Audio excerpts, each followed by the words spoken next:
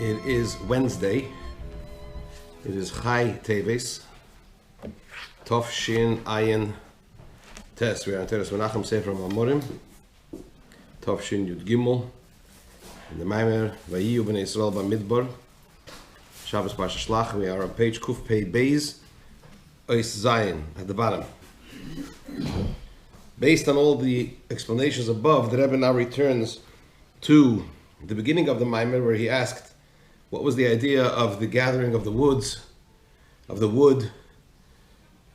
What is the meaning of the fact that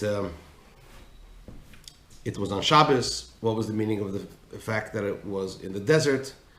What is the meaning of the interpretation of the Zohar that it refers to the person comparing the Eitz Hadas to the Eitz HaChaim?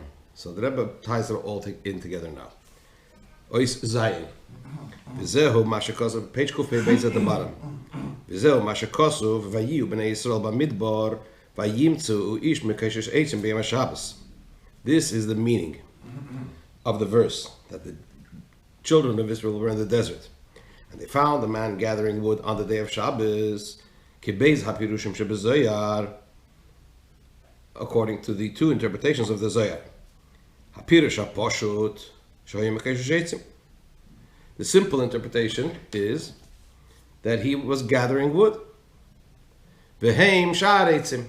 The Zohar discusses what it means. So one opinion is he was gathering wood, other trees, meaning to say other than the Eitz HaChaim and Eitz Hadas, the tree of life, the tree of knowledge, just wood.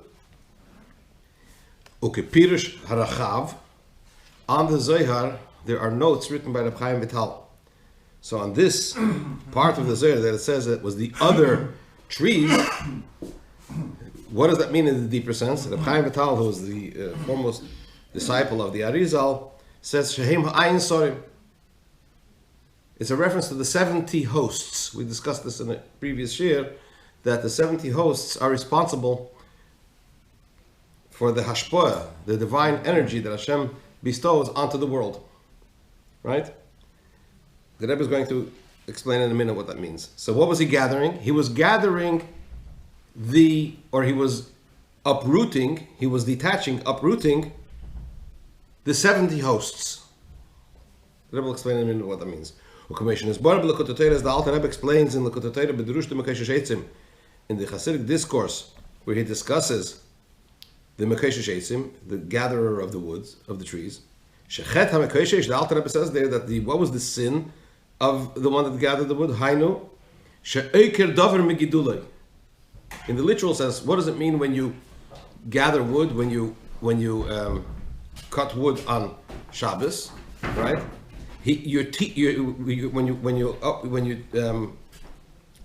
When you gather the trees, it means to say that he was uprooting something from its source, from where it grows. In the simple sense, he tore out the tree, or he cut the tree from the source of where it grows from. Hainu, what does it mean in the deeper sense? On the basis that it's the other trees, meaning the 70 hosts. What was he doing? He was uprooting them. Hainu shemafrid hayeshli is b'bchinas davar nifrid b'fnei atzmei. It means that he was separating the yesh, the created being, in order for it to be something separate, so to speak. Not to be nullified in its source. That gives it life and causes it to exist. That's one interpretation.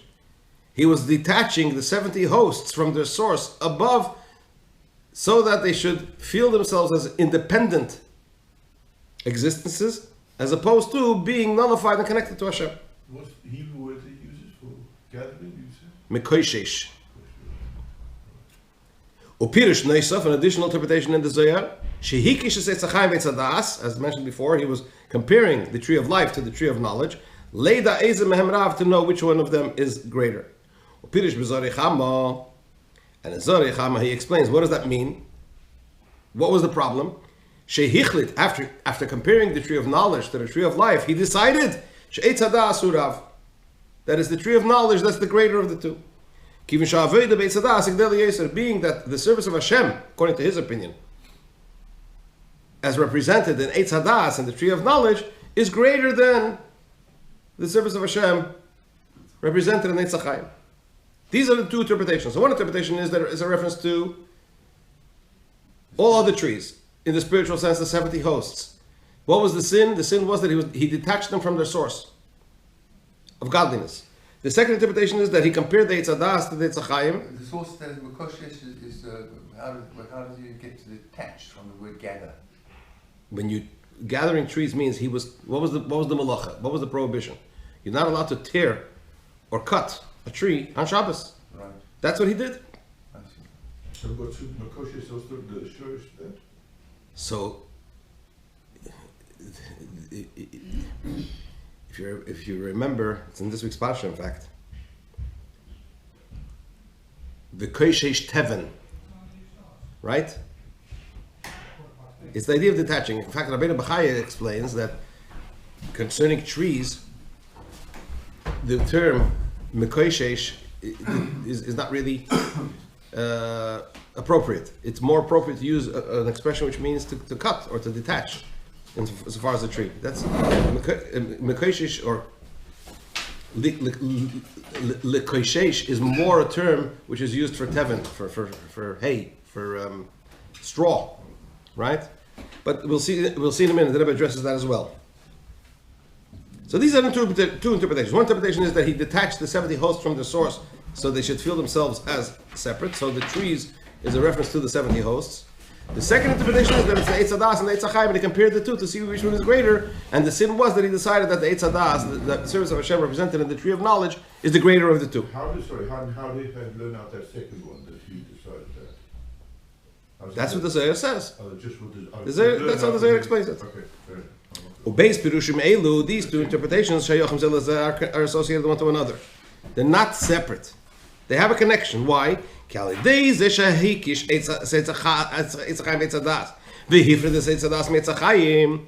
the fact that he compared the tree of knowledge to the tree of life, and he separated the tree of knowledge from the tree of life, coming to the conclusion that the tree of knowledge represents a greater Avodas Hashem, service of Hashem, than the tree of life.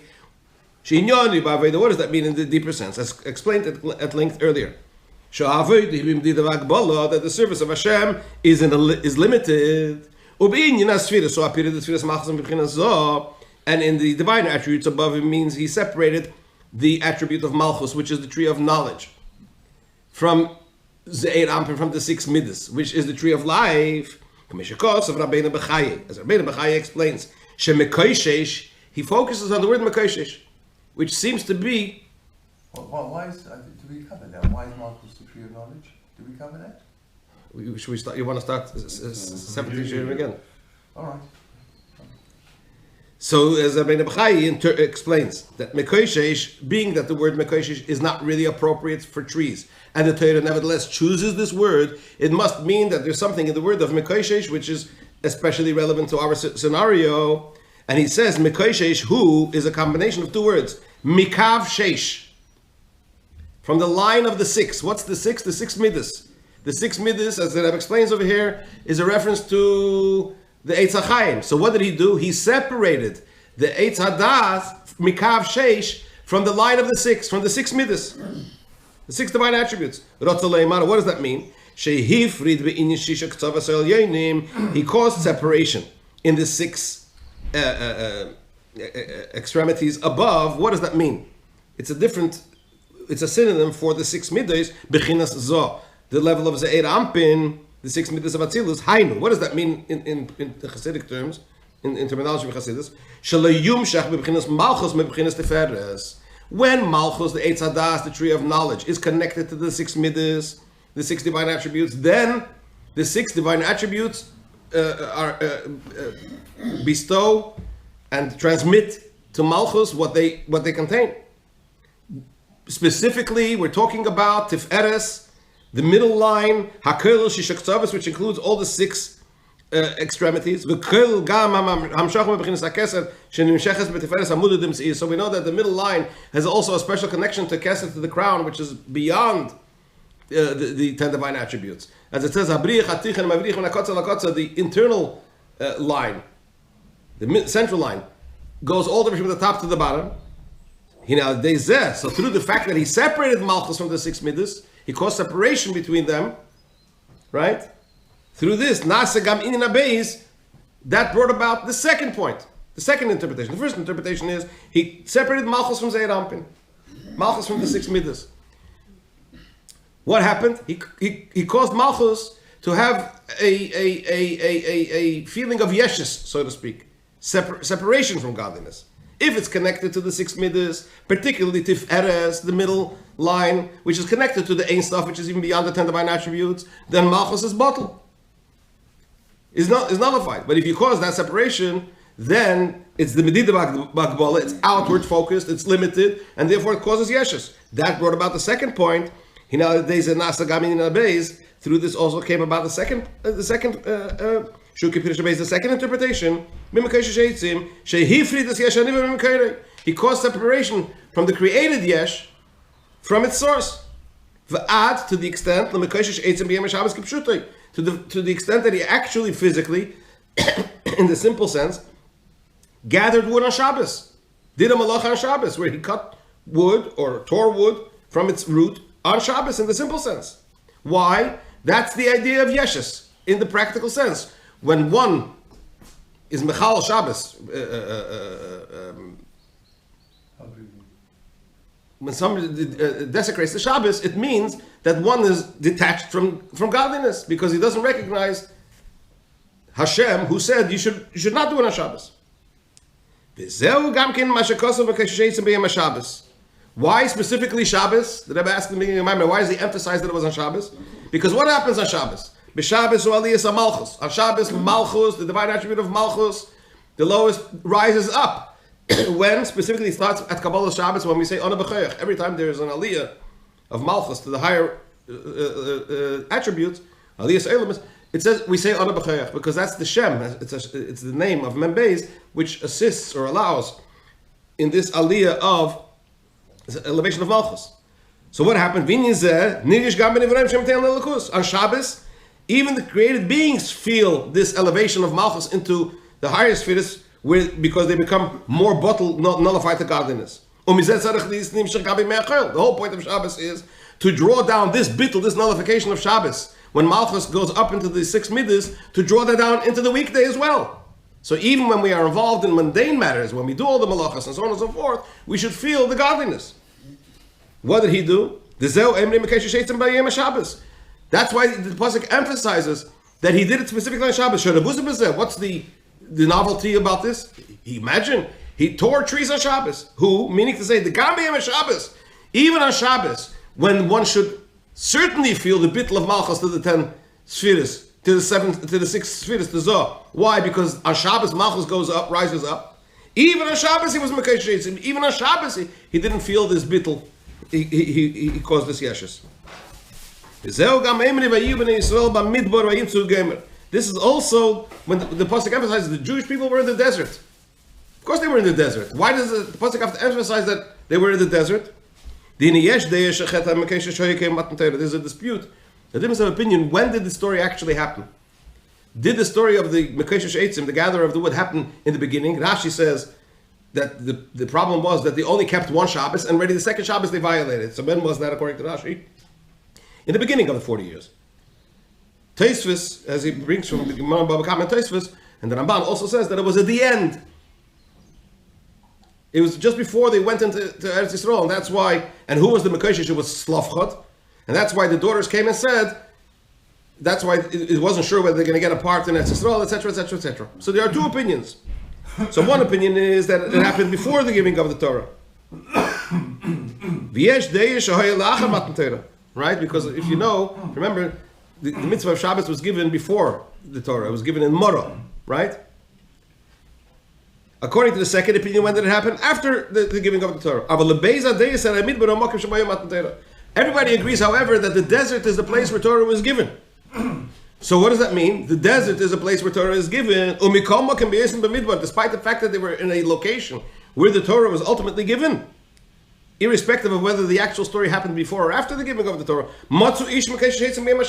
What's Torah? Torah is the word of Hashem. It represents, the point of Torah is that everything is connected to godliness. So in the place where Torah was given, he did the opposite. Where did the problem all start? He compared the tree of life to the tree of knowledge. And he came to the conclusion that the tree that serving Hashem with the tree of knowledge mode is the greater of the two, is the more virtuous of the two. What is that that's mentioned before? That's B'did V'Akbala, that's it's limitation. He had served Hashem in a limited way. It was based on what he considered and decided is right or wrong. Therefore, because of all of this, as explained above, really we need to serve Hashem beyond limit. Mitzad etzem hanashama, as it emanates from the essence of the soul, which is wrapped up and cleaving to you, as we say in the Heshainis on the third day of Heshain Rabbah, on the third day of Sukkot. How indeed could we have this unlimited connection to Hashem and serve Hashem in this unlimited way? This is through the acceptance of Hashem's yoke. By carrying Hashem's yoke, meaning to say, Kabbalah's oil, simple acceptance of Hashem's yoke. Through this we rise up all the way to the highest level, that our Yechidah, our essence of our soul, is connected to the essence of Hashem. So it's the lowest Kabbalah's oil aspect, which is a simple acceptance of Hashem's yoke, that ultimately carries us through to be able to rise to the highest levels. So now we know the secret of the Mekoshe Sheitzer, the gatherer of the wood. Please God, tomorrow we shall start the Mamar Vayihiyu Bnei. Heavy stuff. Tomorrow we start Brexit, yeah? Why? Listen, what I don't understand You need to make a shift, no? how to aspect of Malchus. I don't understand. The inner aspect of Malchus. Are you saying you disconnected the inner aspect of Malchus? Yeah. Well, with the outer aspect of Malchus, is Yeredis, goes down. It's downward facing. Once you detach it, once you detach it, what happens? It's like we learned in one of the previous Mamorim, when you talk about Oyer, Hashem's energy that He creates in order to create the world, animate the world. So Oyer has, it's Rotz of a Shev. There's the to and the fro. Oyer is Dovuk B'Moyer. It has to constantly cleave to the luminary. So how does the process work? Hashem creates Oyer. Now if it cleaves to the luminary, it wants to be with the luminary. Hashem says, no, go down. Go down and animate, go down and create, go down and give life. He comes down into the world, he comes down into the Goyim. He says, what am I doing here? They seem to be detached from Hashem. I don't belong here, I want to go back up. So he goes back up. Hashem says, what are you doing here? You have to go back down. So what's the point of this to and fro? Why did Hashem create the characteristic in there that it should cleave to its source? Because without cleaving to its source, it would become submerged into the Nivroim and it would become a yesh just like them. And then it would lose the ability to create.